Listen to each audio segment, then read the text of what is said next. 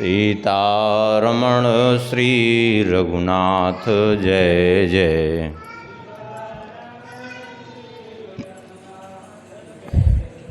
गोविंद जय जय, गोपाल जय जय।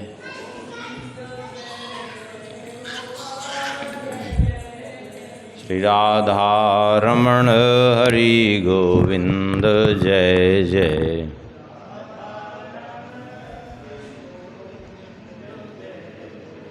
श्री वृंदावन बिहारी लाल की, श्री सीताराम चंद्र भगवान की, श्री सिद्धि सदन बिहारी बिहारणी जी की, श्री हनुमान जी महाराज की, श्री राधा श्याम सुंदर भगवान की, श्री हृदय बिहारी बिहारणी जी की, परम पावन ग्रंथ श्री भक्तमाल की, श्रीमन्नाभा गोस्वामी जी महाराज की, श्री प्रियादास जी महाराज की, सब संत भगवान की जय जय। श्री सीताराम जय जय, श्री राधे श्याम। नमः पार्वती पतये हर हर महादेव।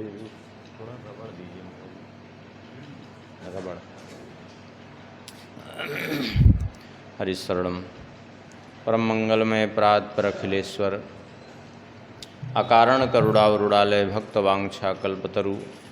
भगवान की महती कृपा करुणा से श्री भक्तमाल ग्रंथ के माध्यम से भक्तों का चरित्र स्मरण कर रहे हैं हम लोग। एक बार नाभा जी का मूल छप्पय स्मरण करके आगे हम लोग बढ़ते हैं। श्री नाभा गोस्वामी जी कहते हैं, हरि वल्लभ सब प्रार्थों जिन चरण रेणु वासा धरी। हरि वल्लभ सब प्रार्थों जिन चरण रेणु वासा धरी। कमला गरुण सुनंद आदि षोडश प्रभु पदरती। कमला गरुण सुनंद आदि षोडश प्रभु पदरती। हनुमंत जाम्बवंत सुग्रीव विभीषण सबरी खगपति। हनुमंत जाम्बवंत सुग्रीव विभीषण सबरी खगपति। ध्रुव उद्धव अम्बरीश विदुर अक्रूर सुदामा। ध्रुव उद्धव अम्बरीश विदुर अक्रूर सुदामा।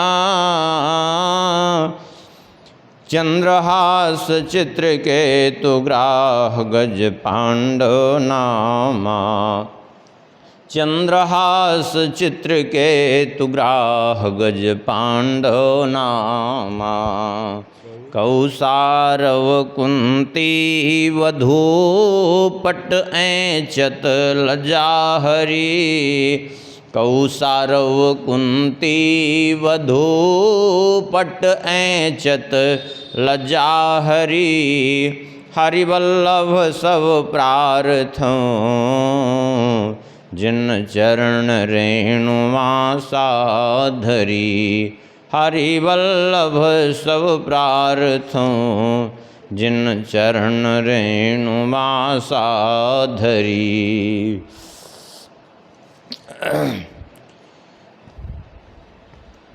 भगवान की महती कृपा करुणा से पूर्व में श्री विभीषण जी तक का चरित्र हुआ था। अब आगे नाम लिया है श्री नाभा गोस्वामी जी ने सबरी जी का। सबरी जी के संबंध में बहुत सी कथाएं प्रचलित हैं। पूर्व जन्म की कई कथाएं प्रचलित हैं। कल्प भेद से मान लेना चाहिए कि सभी सत्य हो सकते हैं। किसी कल्प में कोई, किसी कल्प में कोई। एक कथा प्रचलित है सबरी जी के संबंध में पूर्व जन्म की। एक बार की बात है, एक बड़े त्यागी तपस्वी महात्मा भजन परायण, इतने भजन परायण थे कि कभी कभी उनकी इच्छा होती तो भगवान के पास चले जाते और वहीं भगवान को कथा सुनाने लगते। एक दिन संयोगवशात महात्मा पहुँचे, वहाँ भगवान से उनका सत्संग होने लगा। श्री लक्ष्मी जी ने भोजन बना के तैयार किया और महात्मा जी से कहा कि जो है आप भी भोजन कर लीजिए। बोले ठीक है, जैसी इच्छा। अब जब भोजन करने की बारी आई तो लक्ष्मी जी ने सब कुछ ला करके कढ़ी चावल दाल सब परोस दिया, बहुत व्यंजन। जब लक्ष्मी जी ने ही बनाया है तो फिर कहना ही क्या। महात्मा ने कहा ये तो हम नहीं पा सकते। बोले क्यों? बोले हम गृहस्थों के हाथ की कच्ची रसोई नहीं ग्रहण करते हैं। लक्ष्मी जी ने कहा क्या कह रहे हैं, हमारी बात समझ में नहीं रही। ये कच्ची क्या है? बोले पक्की रसोई हम ले लेते हैं, कच्ची नहीं लेते। अरे बोले इसमें कच्ची क्या, सब हमने तो ठीक ठाक से बनाया है, कौन सी रसोई कच्ची रह गई। तो भगवान ने उनको लक्ष्मी जी को बुलाया। लक्ष्मी जी से भगवान ने कहा आप इनके कच्ची पक्की का अर्थ नहीं समझ रही हैं। इनके कच्ची पक्की का अर्थ ये नहीं है कि कोई रसोई बनाने में आपकी कमी है, बल्कि इनके कच्ची पक्की का अर्थ ये है कि ये महात्मा हैं और महात्मा लोग जो है, देखिए संसार में रसोई की अलग अलग विधि मानी गई है। अब जैसे पूड़ी साग ये सब जो घी में तेल में बनाई चीज़ें रहती हैं उनको पक्की रसोई कहते हैं, और दाल है चावल है कढ़ी है ये सभी चीज़ें जो है वो कच्ची रसोई में आती हैं, जिनको जल में पकाया जाता है ये सभी कच्ची रसोई हैं। और जो तेल में जो है सेंक लिया गया है, घी में सेंक लिया गया है, वो पक्की रसोई में आता है। तो इसलिए जो है ये नहीं ग्रहण करेंगे। लेकिन क्यों नहीं ग्रहण करेंगे, इसमें क्या समस्या है? लक्ष्मी जी ने कहा इसमें क्या समस्या है? बोले देखिए इसमें समस्या ये है कि जो है ये हम लोगों को गृहस्थ मानते हैं, क्योंकि हम गृहस्थ तो है ही हैं। आप हमारी पत्नी हो, हम आपके पति हैं। बोले हाँ। तो बोले ये जो गृहस्थ होते हैं उनके हाथ के लोग नहीं ग्रहण करते हैं कच्ची रसोई। अब तो इतना सुन करके लक्ष्मी जी महात्मा के ऊपर कुपित हो गई।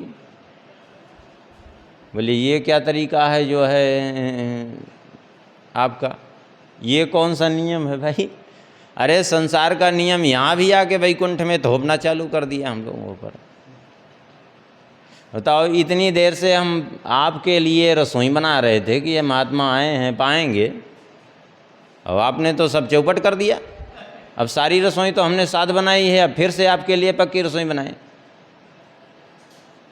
हमने इतना जो है प्रेम पूर्वक बनाया। महात्मा ने कहा वो कुछ भी हो, अब आपने हमसे पूछा थोड़ा ही था, हम तो जो है हमारा जो नियम है हम अपना नियम पालन कर रहे हैं। लक्ष्मी जी ने कहा नियम, ये क्या नियम है आपका, इसमें समस्या क्या है? बोले समस्या है क्योंकि ये कच्ची रसोई है इसलिए समस्या है। लक्ष्मी जी ने कहा जिस रोटी का तुम जो है इस प्रकार से कच्ची रसोई कह करके जो है त्याग कर रहे हो, जाओ मैं श्राप देती हूँ कि आज से रोटी पर रोटी रख के खाने को तुमको नहीं मिलेगा। महात्मा भी वैसे ही थे। महात्मा ने कहा कोई बात नहीं, तो रोटी नहीं खाएंगे, हलवा पूड़ी तस्मा ही खाएंगे, अपना ऐसे चलेगा, और नहीं तो फिर बाटी बना के खाएंगे। इसीलिए महात्माओं में कुछ बाटी बनाने की परंपरा चल गई। ये अपना बाटी बना लिया, एक ठे डाल दिया, भजन अपना करते रहे, तब तक वो पकती रहे। लेकिन लक्ष्मी जी के उसको देख करके महात्मा ने कहा कि लेकिन अब आपने हमें व्यर्थ में श्राप दिया हो, केवल हमें ही नहीं, इससे सभी महात्माओं को आगे समस्या होगी। इसलिए अब मैं भी आपको कहता हूँ, आपको पृथ्वी लोक पर जाना पड़ेगा। अब पृथ्वी लोक पर जा कर के आप पहले वहाँ का आचार विचार देखिए। सुन करके लक्ष्मी जी तो उदास हो गई, अब क्या करें। भगवान ने कहा कोई बात नहीं, तुम एक अंश से जो है चली जाना, वहाँ उस देख लेना। ठीक ही कह रहे हैं, लेकिन चिंता मत करो, तुम्हें जो है मेरे श्री राम अवतार का दर्शन होगा, उसके बाद तुम्हारा उद्धार हो जाएगा। यद्यपि ये कथा किंवदंती के रूप में ही प्रचलित है, ऐसा कहीं अब तक जो है ग्रंथों में उपलब्ध नहीं मिली ये कथा। अब ये प्रचलित कहाँ से हुई अब वो भगवान जाने, लेकिन ऐसे लोक में प्रचलित जरूर है खूब, लेकिन अब माने ग्रंथों में ऐसा प्रमाण अब तक, अब कहीं हो तो हो, लेकिन हमको देखने में ऐसा नहीं मिला है। एक सबरी जी की कथा प्रसिद्ध है पूर्व जन्म की, कि सबरी जी पूर्व जन्म में, हाँ, तो उस हिसाब से देखा जाए जो किंवदंती के रूप में प्रचलित है, उसके आधार पर तो लक्ष्मी जी अपने अंश से प्रादुर्भूत हुई ऐसा। लेकिन वैसे पूर्व जन्म की कथा एक लोक में जो अधिकाधिक प्रसिद्ध है वो ये कि पूर्व जन्म में एक रानी थी ये सबरी जी, और साधु संतों के प्रति बड़ी श्रद्धा थी इनकी, स्वरूप से बहुत सुंदर थी। एक बार संयोगवशात प्रयाग, तीर्थराज प्रयाग कुंभ पर्व था, उस कुंभ पर्व के अवसर पर सब स्नान करने जा रहे थे। राजा भी स्नान करने के लिए गए, उनके प्रजा के लोग भी वो स्नान करने के लिए गए। रानी को स्नान करने के लिए वहाँ पहले तो और बढ़िया वो रहता था, पनिघट परम मनोहर नाना तहाना पुरुष करें स्नान, सब व्यवस्था रहती थी। अब तो सारी वो ख़त्म हो गई। इनको पर्दा लगा करके वहीं स्नान कराया गया, और जहाँ चलती चारों ओर से दासियाँ पर्दा लगा करके चलती। तो इन्होंने जो है तीर्थराज प्रयाग में स्नान आदि तो किया सब कुछ, लेकिन जो है संतों के प्रति श्रद्धा होते हुए भी ना कहीं संतों का दर्शन कर पाई, न कहीं कुछ। राजा कहीं जाते भी तो इनको पर्दे के भीतर दासियाँ लिए रहती, और बस कथा हो रही है तो कथा श्रवण कर लिया, लेकिन जो है दर्शन नहीं। बड़ी व्यथित हो गई कि इस रानी देह का दुष्प्रभाव ये है, इसको मैं सौभाग्य कहूँ कि दुर्भाग्य कहूँ कि मैं यहाँ संतों का दर्शन तक करने से वंचित हूँ, कहीं जाने आने से वंचित हूँ। देखिए एक बात समझिए, लोग जो है धन संपत्ति को उपलब्धि समझते हैं, वास्तव में वो उपलब्धि नहीं है, वो एक समस्या ही है। उपलब्धि नहीं है, वो एक समस्या ही है जिसको उपलब्धि मान लेते हैं।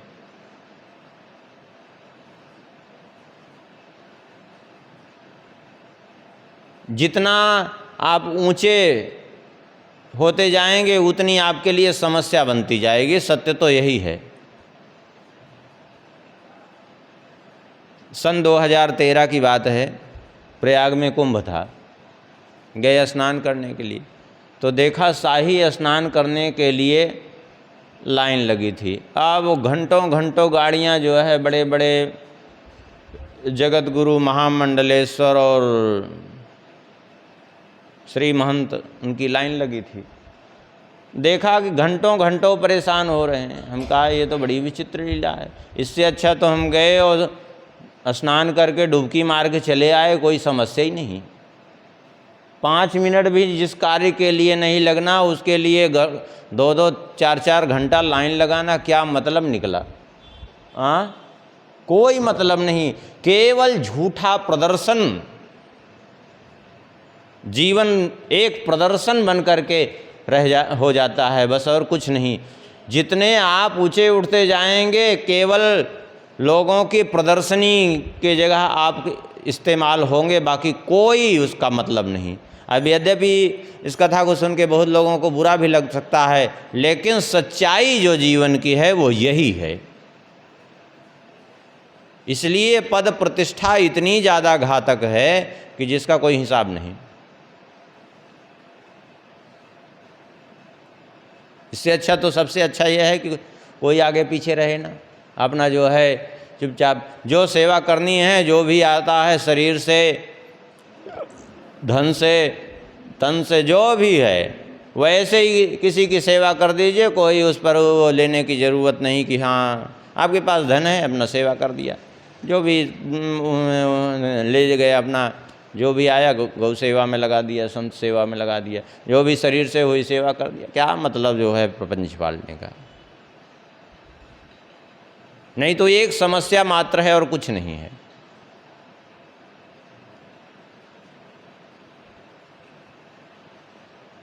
उसी समय हम देखे थे 2013 में शाही स्नान की दशा, फिर हम नहीं देखे। तब से हमको लगा कि ये तो बेकार है कुल मिला के। अब वो लाइन लगी थी, फिर हम तो गए, फटाफट गए और वहीं स्नान करके चले आए, हो गया, कोई समस्या नहीं। लेकिन वो शाही स्नान के चक्कर में समस्या। उस दिन वैसे भी भीड़ रहती है। अच्छा, उस दिन अपने को भी समस्या होती है इतना, और दूसरे को भी समस्या होती है उसके कारण। क्यों? क्योंकि पर्व के दिन इतनी भीड़ रहती है, अब उसमें गाड़ी लेके लाइन लगी है, सैकड़ों गाड़ियाँ, अब उसके कारण जो दूसरे को भी समस्या होती है। मतलब क्या निकला इसका? केवल झूठा जो है अभिमान का पोषण मात्र हुआ, बाकी कुछ नहीं हुआ, सत्य ही है। अरे हम कहते हैं गंगा जी में स्नान, संगम में स्नान, क्या उससे ज़्यादा पुण्य की प्राप्ति होगी? क्या नहीं होगी, केवल झूठा आडंबर होगा बस, और कुछ नहीं। सबरी जी भी एक रानी होने के कारण पूर्व जन्म में व्यथित हो गई कि ना कहीं दर्शन हो पा रहा है, ना कहीं जो है संतों के सत्संग में लाभ हो पा रहा है। व्यथित होकर के गई प्रयागराज संगम में स्नान करने के लिए, तो उसी समय जो है प्रार्थना की, हे गंगा मैया, हे यमुना मैया, हे सरस्वती मैया, हे तीर्थराज प्रयाग, आप सबसे हमारी यही प्रार्थना है कि अगला जन्म जब हमारा हो तो ना तो हमारा जन्म उच्च कुल में हो और ना तो इस प्रकार से धनिकों के कुल में हो, और ना तो स्वरूप से सुंदरता हो। क्यों? यही तीनों ही आज हमारे जीवन में अत्यंत बाधक बनी है, जिसके कारण यहाँ तीर्थराज प्रयाग में आकर के भी हम यहाँ सत्संग से वंचित हैं। उस समय ये मन में इन्होंने प्रार्थना की, और उसी प्रार्थना का परिणाम ये हुआ कि अगले जन्म में सबरी बनी हो। क्योंकि तीर्थराज प्रयाग का वह 4 पदार्थ भरा भंडारू, वहाँ का ये वो है कि जो सच्चे हृदय से जो प्रार्थना करता है वो कभी न कभी पूर्ण होती है। क्यों? क्यों पूर्ण होती है? अब ये भी एक प्रश्न है। क्योंकि राजा हैं, वो तीर्थराज हैं, और राजा के पास कोई जाता है तो जो भी कुछ मांगता है राजा कभी उसको खाली हाथ नहीं जाने देता। इसलिए भरत जी भी जाते हैं तो क्या कहते हैं?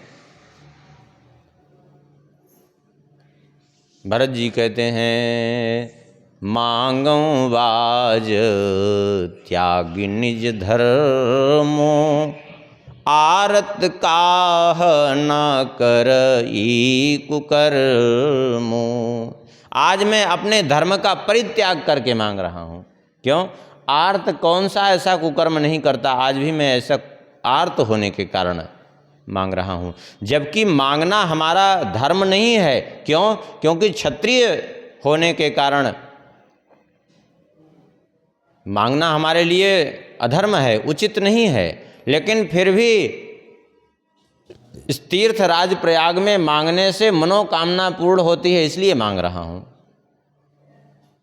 दूसरी बात यह है कि इसलिए भी कह रहे हैं मांगो आज त्याग निज धर्म, अपने धर्म का परित्याग करके, क्योंकि मांगा भी तो कहाँ मांगा? तीर्थराज प्रयाग में। क्या वहाँ मांगने से क्या समस्या? समस्या ये है कि मांगा भी तो ऐसी जगह मांगा। गंगा जी कौन है? गंगा जी को भगीरथ जी ने अपनी पुत्री के रूप में स्वीकार किया। पुत्री के रूप में स्वीकार करने के कारण स्वाभाविक रूप से भरत जी के कहने का तात्पर्य है गंगा जी हमारे कुल की पुत्री हैं। अब बहन बेटी बुआ के यहाँ कोई जाता है तो देता है, लेता नहीं। लेकिन आज मैं यहाँ मांग रहा हूँ, इसलिए मैं अधर्म कर रहा हूँ, मानो ये कहने का भाव। और दूसरी बात, यमुना जी सूर्य भगवान की पुत्री हैं और मैं भी उसी सूर्य कुल का हूँ, तो यमुना जी भी हमारे कुल की पुत्री हैं। तो यमुना जी और गंगा जी दो दो पुत्रियाँ हमारे कुल की जहाँ पर विद्यमान हों, उन्हीं के द्वार पर आकर के मांगना तो और उचित नहीं है। लेकिन आज मैं आर्त हूँ, लेकिन मांगा क्या? बोले अर्थ न धर्म न काम रुचि, गति न चहूँ निर्वाण। हमें न अर्थ चाहिए, अर्थात धन नहीं चाहिए, धर्म भी नहीं चाहिए। अर्थ क्यों नहीं चाहिए? बोले अर्थ के लिए ही तो इतना बवाल खड़ा हुआ कि जो है वनवास हुआ श्री राम जी का। ऐसा अर्थ नहीं चाहिए हमको। धर्म क्यों? धर्म क्यों नहीं चाहिए? अरे धर्म तो चाहिए। बोले धर्म भी ऐसे जिस धर्म के बंधन में बंध करके महाराज दशरथ जी को श्री राम जी जैसे पुत्र को वनवास भेजना पड़ा, ऐसा धर्म हमें नहीं चाहिए।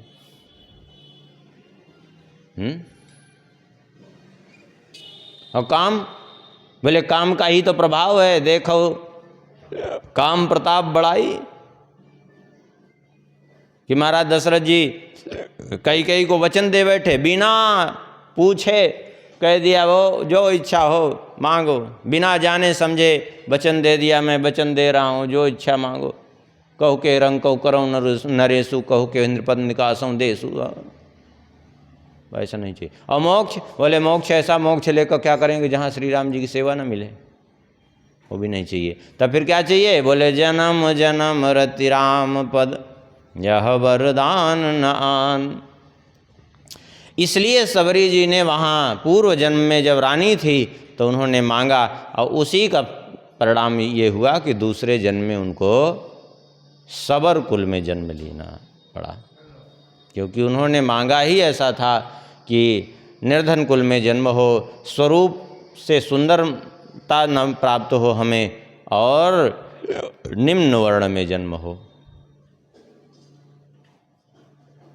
और तीर्थराज राजा जो उदार राजा होता है कभी किसी को निराश नहीं करता, कुछ भी मांगे उसको देता अवश्य है। इसलिए तीर्थराज प्रयाग में जा कर के सभी मांगते हैं कि हम पर कृपा करिए। लेकिन ऐसा चीज़ न मांग ले कि जो संसार की चीज़। मांगना ही है तो भगवान का प्रेम मांगिए तो वो भी देते हैं वो। इसलिए तो भरत जी ने मांगा। क्यों? माधवपुरी है वो, द्वादश माधव, द्वादश रूप में भगवान जहाँ विराजमान रहते हैं। तो एक पूर्व जन्म की कथा इनकी ये प्रसिद्ध है कि पूर्व जन्म में जो है ये वो थी। एक कथा और भी प्रसिद्ध है कि एक ब्राह्मण दंपति पति पत्नी वन में निवास कर रहे थे, भजन साधन करते थे। एक बार ब्राह्मण कहीं गए हुए थे, कुछ दिन बाद लौट करके आए घर, आकर के बोले पत्नी से कि मुझे बड़ी जोर की भूख लगी है, कुछ हो तो खिला दो, कुछ दे दो भोजन। ये चरित्र जो है रघुराज सिंह जी ने अपने राम रसिकावली ग्रंथ में लिखा है। रघुराज सिंह जी राम रसिकावली ग्रंथ में कहते हैं कि वो ब्राह्मण जब उन्होंने भोजन मांगा तो उनकी पत्नी ने ला करके भोजन परोस दिया। ब्राह्मण भोजन करने लगे, उसी समय रोय उठो जब शिशु ते ही काला, मुनि पूछो यह का करबाला। अचानक बालक रुदन करने लगा। बालक के रुदन को सुनकर के ब्राह्मण देव ने पूछा कि देवी ये बालक कहाँ से आया जिसका रुदन सुनाई पड़ रहा है। सुन करके ब्राह्मणी ने कहा तीय कह आज भयो यह मेरे, सुन मुनि तीय पे नैन तरेरे। उस ब्राह्मणी ने कहा मेरा ही पुत्र है जो आज ही जन्मा है, आपको तो कई महीनों जो है बाहर निकल गए तीर्थ भ्रमण में, और आप जब गए थे तो मुझे गर्भ हो गया था और वही बालक आज ही जन्म लिया है। इतना सुन करके तो ब्राह्मण देव कुपित हो गए और कुपित होकर के कहा अरे असौच नमो ही बतायो, कस पूजन भोजन करवायो। अरे असौच स्थिति में अर्थात जन्मनाश सूतक पड़ गया है, तुमने मुझे बताया नहीं, ऐसी अपवित्र अवस्था में तुमने मुझे भोजन परोस दिया। इसलिए जाओ मैं श्राप देता हूँ, सबरी होय महावन जाई, सुनती साप महादुख पाई। जा तुमने नीच आचरण किया है, इसलिए जा नीच कुल में सवर कुल में तेरा जन्म हो। ये ब्राह्मण ने उस पत्नी को श्राप दिया। अब तो सुनकर के बड़ी दुखी हो गई और कहने लगी कीन्हो तय पाते। फिर बड़ी दुखी होकर जब रोने लगी तो ब्राह्मण देव को दया आई। उन्होंने कहा कोई बात नहीं, तुमने जो है पातिव्रत धर्म का अनुसरण किया है, शुभ कर्म भी किए हैं, इसलिए मैं तुम्हें वरदान भी देता हूँ कि जन्म तो तुम्हारा सबर कुल में जरूर होगा, लेकिन उस सबर कुल में जन्म होने के बाद भी जो है तुम्हें संतों की सेवा करने का अवसर प्राप्त होगा और अंत में श्री राम जी और जब अवतार लेकर के आएंगे तो तुम्हें दर्शन देंगे और श्री राम जी का दर्शन प्राप्त करके तुम्हारा जीवन धन्य हो जाएगा और भगवान के परम धाम को प्राप्त कर लोगी। इस प्रकार से उन्होंने आशीर्वाद दिया तो वो ब्राह्मणी दूसरे जन्म में सबरी हुई। एक कथा ये भी प्रसिद्ध है, ये प्रसिद्ध है रीवा नरेश रघुराज सिंह जी ने जो श्री भक्तों का चरित्र जो लिखा है अपने राम रसिकावली ग्रंथ में, उन्होंने इस चरित्र को अपने ग्रंथ में उद्धृत किया है। ज़्यादा कथा लोक में प्रसिद्ध है वो रानी वाली ही।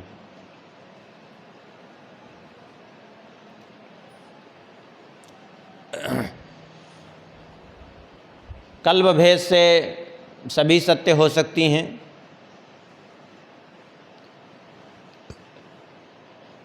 इनका जन्म हुआ सबर कुल में। आजकल इस बात पर भी बड़ा लोग थोड़ा सा चर्चा करते हैं, कोई कुछ सिद्ध करने की चेष्टा करते हैं, कोई कुछ सिद्ध करने की, लेकिन सबर कुल में जन्म होने के कारण ही इनका नाम सबरी हुआ, सीधी बात है। उसमें बहुत ज़्यादा खींचतान करने की आवश्यकता नहीं है और जगह जगह यही बात आती है। ये भिल्ल कन्या थी, भील जाति में ही उत्पन्न हुई थी, इसलिए बहुत जो है उसमें खींचतान की ज़रूरत नहीं है। यद्यपि ये पापमयी जाति मानी गई है, किरात हूणांध्र पुलिंद पुलकसा आभीर कंका यमुना खसादया, ये सब और सबर आदि ये सब जो है थोड़ा सा स्वाभाविक रूप से ही हिंसा के प्रति इन लोगों की अभिरुचि होती है, इसलिए इन लोगों को थोड़ा सा जंगल में रहने वाले। संयोग से धीरे धीरे सबरी जी बड़ी होने लगी। अब इनके विवाह के संबंध में भी अलग अलग मत हैं। लोगों का प्रायः मत यह है कि जो है सबरी जी का जब विवाह हो रहा था तो तमाम पशु बांधे गए थे और उनको इन्होंने मुक्त कर दिया और वहाँ से चली गई। लेकिन ऐसा मत है एक कि विवाह इनका हो चुका था। क्यों? क्योंकि पहले जो है छोटे छोटे अवस्था 6-7 साल 5 साल की बालिकाएं रहती थी, उनका विवाह हो जाता था। स्वयं जानकी जी का देख लीजिए, 6 साल की अवस्था में विवाह हुआ था। तो बचपन में ही विवाह हो जाता था, ये नियम था। बाद में जो है 7 साल 9 साल बाद गौना होता था। इसीलिए गौने की परंपरा जो चलती थी वो यही कारण था, क्योंकि उस समय बालिका रहती थी, विवाह हो जाता था, क्यों उस समय उसको कुछ ज्ञान तो रहता नहीं था कि विवाह क्या होता है, संसार क्या होता है, पति क्या होता है, ये सब उतना उसको बोध नहीं रहता था। तो गौने के समय जब इनके गौना होने का समय हुआ, तब उस समय जो है इनके पिता ने बारातियों के स्वागत सत्कार के लिए तमाम जंगली पशुओं को बांध करके रखा था। किस लिए? बोले इनको मार करके खिलाएंगे सबको। सबरी जी ने देखा उन सबको बंधे हुए अचानक, तो सबरी जी ने अपनी माताजी से पूछा कि माताजी ये इतने पशु क्यों पिताजी इकट्ठा कर रहे हैं, क्यों बांध करके ले आए हैं? उधर गौने के लिए बारात आने का भी समय निश्चित हुआ। तो माताजी ने सारी बात बताई कि तुम्हारा गौना होने वाला है और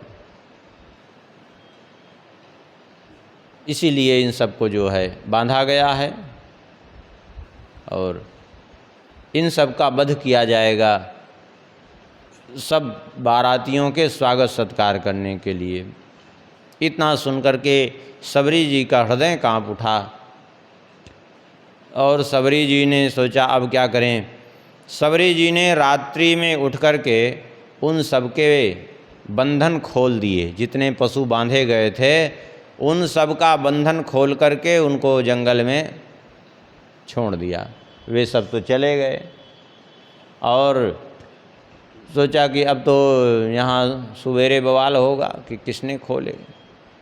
स्वयं भी रात्रि में ही वहाँ से प्रस्थान किया कि ऐसे संसार में क्या जाना, जहाँ जाने से ऐसी स्थिति होती है। आखिर में जो है अब उन पशुओं को, इतने जो पशु मुक्त हुए उनको जो है इन्होंने जो बंधन मुक्त किया, उनका स्वाभाविक रूप से आशीर्वाद इनको प्राप्त हुआ कि इनको भव बंधन मुक्ति का आशीर्वाद मिल गया। देखिए, हम जब दूसरे पर दया करते हैं तभी भगवान हम पर दया करते हैं। ये सीधा सीधा सिद्धांत है। जब हमें किसी के ऊपर दया नहीं आएगी तो भगवान हम पर क्यों दया करेंगे? सीधी बात है।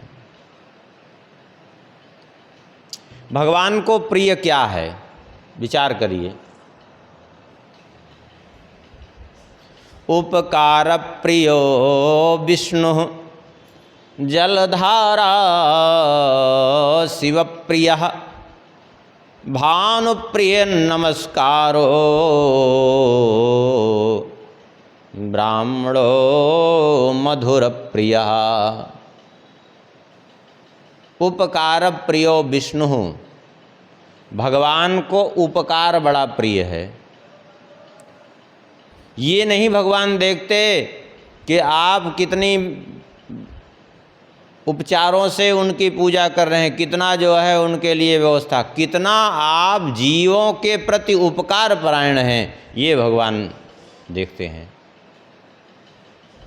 उपकार प्रियो विष्णु, इसीलिए भगवान कहा है ना, मानत सुख सेवक सेवकाई, भक्तों की सेवा करने से, गौओं की सेवा करने से, ब्राह्मणों की सेवा करने से, दीन दुखियों की सेवा करने से भगवान प्रसन्न हो जाते हैं। क्यों भगवान प्रसन्न हो जाते हैं? क्योंकि उपकार प्रियो विष्णु, उपकार प्रिय हैं। और जलधारा शिव प्रिय, भगवान शंकर जी कैसे प्रसन्न होते हैं? बोले जलधारा अभिषेक से प्रसन्न होते हैं। जलधारा शिव प्रिय, भगवान शंकर जी का अभिषेक क्यों किया जाता है? इसलिए किया जाता है कि वो विष को धारण किए हुए हैं कंठ में, और विष से स्वाभाविक रूप से जलन होती है, इसलिए भक्त जो है उनको का अभिषेक करते हैं कि वो जलन शांत हो जाए। यद्यपि शिव जी का तो वो जलन क्या प्रभाव कर सकती है, लेकिन भक्त का अपना अपना भाव होता है। हाँ,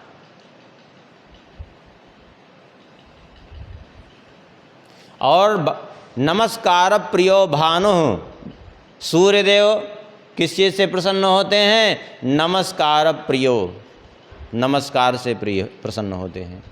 कहेंगे नमस्कार से क्यों प्रसन्न होते हैं? क्योंकि सूर्यदेव आरोग्य के देवता हैं। सूर्यदेव की आराधना करने से जीव रोग से छुटकारा पाता है, आरोग्य के देवता हैं। और सूर्य के नमस्कार करने की विधि अलग अलग है।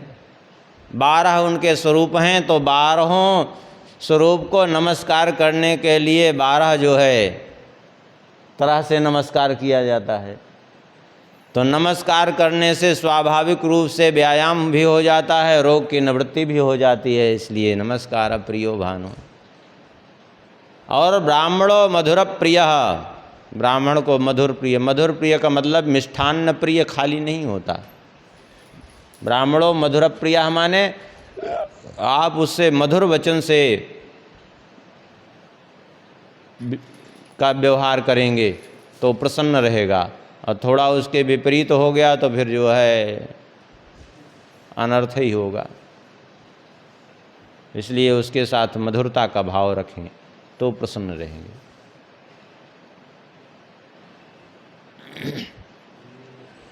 आखिर में सबरी जी ने घर का परित्याग कर दिया और जाकर के वन में निवास करने लगी।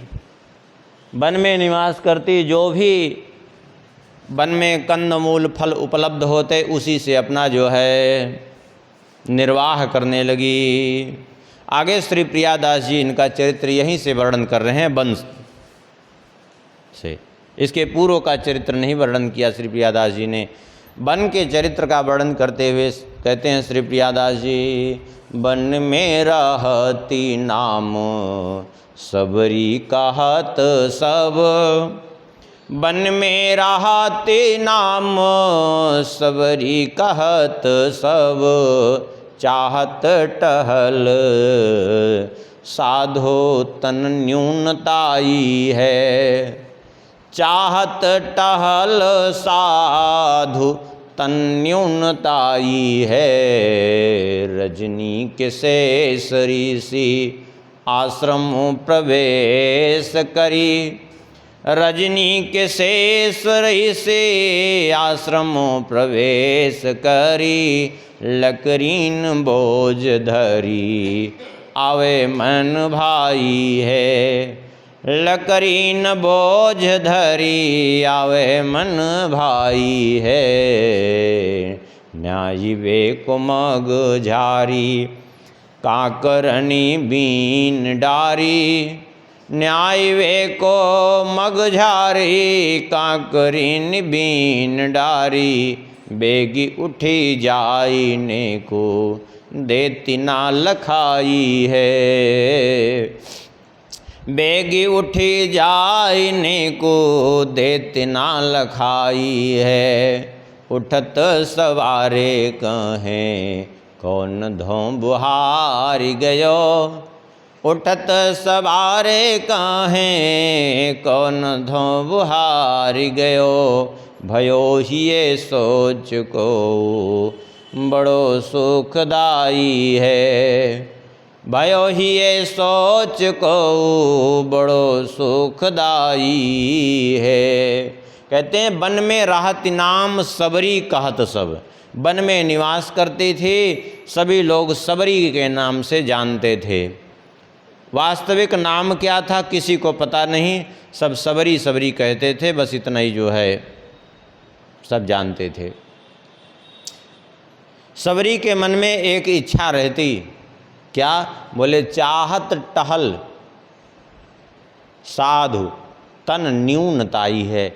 संतों की सेवा करना चाहती थी, लेकिन एक समस्या ये थी तन न्यूनताई है, अर्थात जन्म उनका निम्न कुल में होने के कारण सेवा नहीं कर पा रही थी। क्यों? जाएंगे ऋषि मुनियों के समीप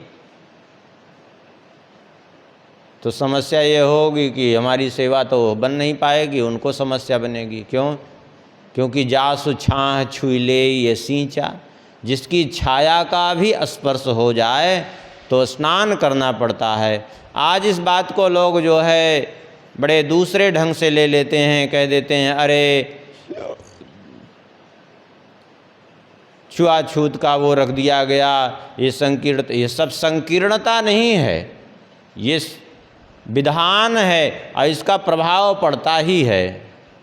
कोरोना जब आया तब लोगों को समझ में आया कि हाँ स्वच्छता का कुछ विधान है, इसलिए हाथ धुलना चाहिए, पैर धुलना चाहिए, ये करना चाहिए, सब चीज़ को छूना नहीं चाहिए, लेकिन पूरा समझ में नहीं आया। अरे छूना तो बड़ी दूर की बात है, हमारे शास्त्रों में यहाँ तक ऐसे ऐसे प्रमाण भी हैं कि छूना नहीं, छाया यदि पड़ जाए तो उसका प्रभाव पड़ जाता है। छाया नहीं, दृष्टि भी किसी की पड़ जाए तो प्रभाव पड़ जाता है। आप कहेंगे दृष्टि पड़ जाए। हम आपसे पूछते हैं, किसी सुंदरी को आपने देखा, आपने छुआ नहीं उसको, आपसे कोई बातचीत नहीं हुई, केवल दृष्टि आपकी गई, मन खराब हो गया कि नहीं हो गया? तब बताइए दृष्टि का प्रभाव पड़ा कि नहीं हुआ? पड़ा।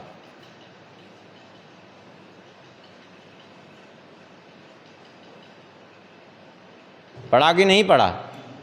पड़ा। लेकिन ये बात लोगों को समझ में नहीं आती।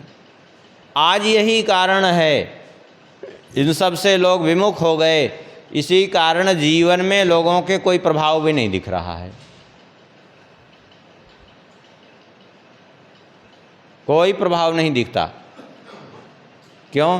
क्योंकि नियम ही कोई नहीं रह गया है जीवन में। तो विचार किया कि आखिर कैसे जो है सेवा की जाए। महात्मा लोग रहते थे वन में, वहाँ आसपास दूर दूर। क्यों? महात्मा लोग रहते ही ऐसी जगह हैं। कहाँ? बोले नदी किनारो गिरि शिखर बाग एकऊ सो देश भगवत जन बिचरें तहाँ बाढ़े भजन विशेष। नदी का किनारा हो, पर्वत का शिखर हो, बाग हो, एकांत स्थल हो, ऐसी जगहों पर विशेष रूप से भजन का प्रभाव पड़ता है। आप कहेंगे क्यों विशेष रूप से पड़ता है? इसलिए पड़ता है कि जहाँ जितने अधिकाधिक लोगों का आना जाना रहता है, वहाँ उतने लोगों के धीरे धीरे कोई कहीं भी जा रहा है तो अपने परमाणु छोड़ता जा रहा है। वो सबके परमाणु वहाँ व्याप्त होते रहते हैं और वो परमाणु एक दूसरे को अवश्य प्रभावित करते हैं। परमाणु एक दूसरे को अवश्य प्रभावित करते हैं, इसमें कोई संदेह नहीं है।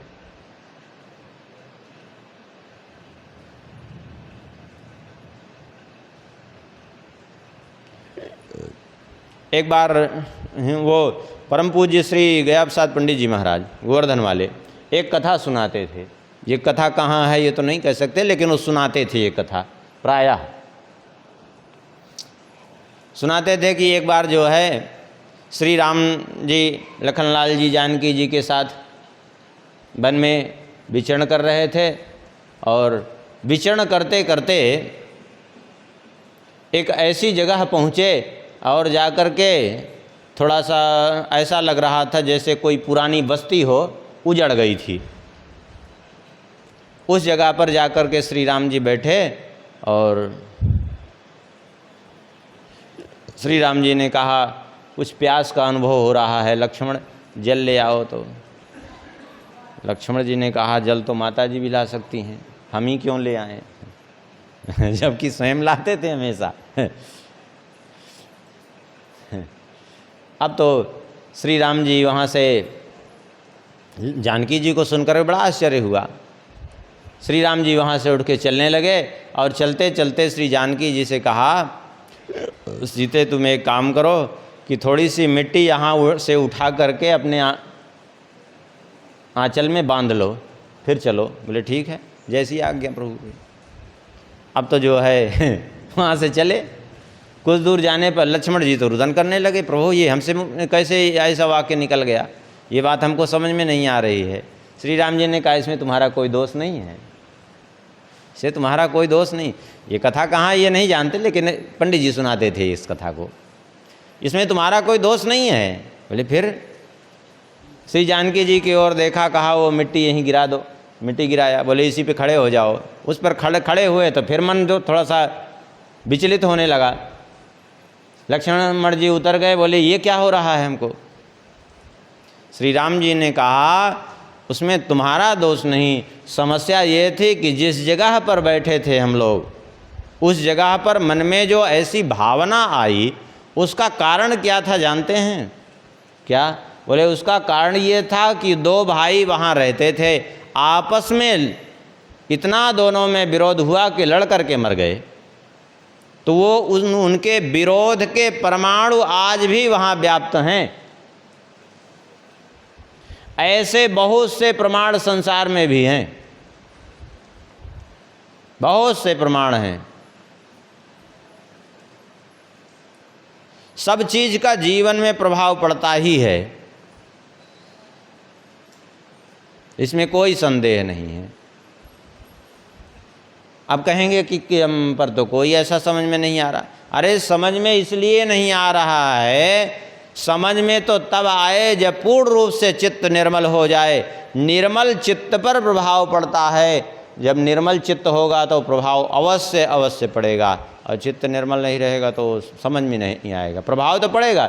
जैसे उदाहरण के लिए कोई गंदा कपड़ा है, उस पर दो चार दाग और पड़ते जाते हैं तो पता नहीं चलता, लेकिन कोई अत्यंत स्वच्छ श्वेत वर्ण का वस्त्र हो, उस पर एक छींटा भी पड़ जाएगा तो दूर से ही दिखेगा वो। ऐसे ही निर्मल चित्त जितना होता है तुरंत उसका प्रभाव दिखने लगता है, और नहीं तो वो छींटे पड़ते रहते हैं, गंदगी जमती रहती है, कोई मतलब नहीं निकलता। और इस चीज़ की उपेक्षा होती रहती है, इसलिए कोई प्रभाव नहीं पड़ता। और धीरे धीरे होता ये है कि जो भजन के प्रति निष्ठा होनी चाहिए वो संसार के प्रति होने लगती है, लोलुपता बढ़ने लगती है। सत्य ही है।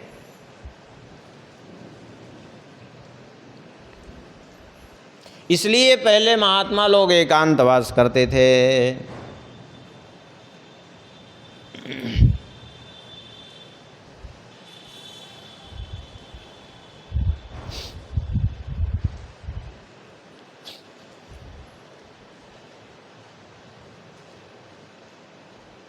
क्यों निवास करते थे वहाँ?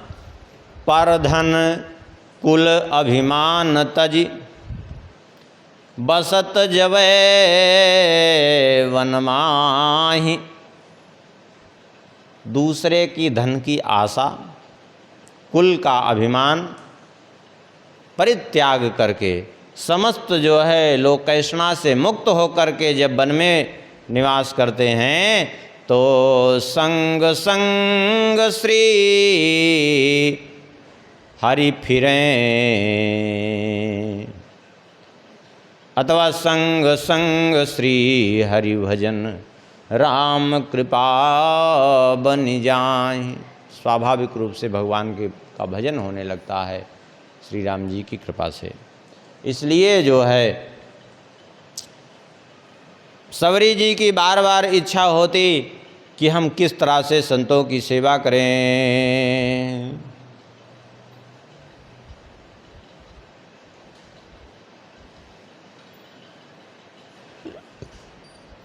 और लेकिन बस जब जब इच्छा होती एक ही मन में भावना आ जाती और वो भावना के कारण फिर से ज्यों कि त्यों जो है सारी इच्छा टूट जाती। क्या बोले, तन न्यूनताई है, शरीर है निम्न कुल में उत्पन्न हुआ है, कहीं इससे जो है हमारे जाने से कोई समस्या न उत्पन्न हो जाए, ये सोच करके जो है मन की मन ही में रह जाती है।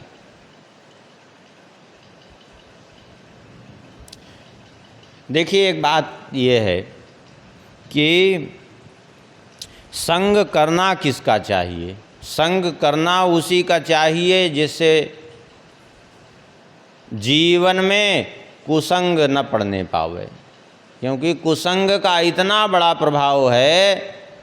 एक महापुरुष का वाक्य है, एक कवित्व के रूप में बहुत बढ़िया बात कहते हैं, जाइए न तहाँ जहाँ संगति कुसंगति है, जाइए न तहाँ जहाँ संगति कुसंगति है, कायर के संग सूर भागी हैं पे भागी हैं, कायर के संग सूर भागी हैं पे भागी हैं।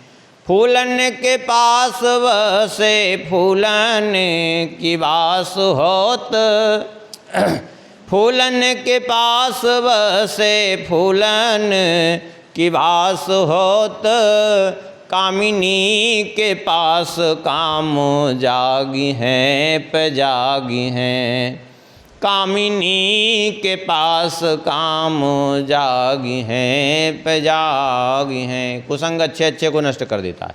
अभी 10-20 मात्र सूरवीर भेज दीजिए, वे युद्ध कर के आ जाएंगे, हो सकता है कि बड़ी सेना को परास्त करके आ जाएं, पीछे नहीं हटेंगे, मर जाएंगे भले, लेकिन उन 10-20 सूरों के साथ में 150 कायर भेज दीजिए, फिर देखिए वो बेचारे अपने आप भागना पड़ेगा उनका, क्योंकि उनके सहयोगी भागेंगे तो उनको भी भागना ही पड़ेगा। वो टिक नहीं सकते फिर युद्ध में। कायर के संग सूर भागी हैं।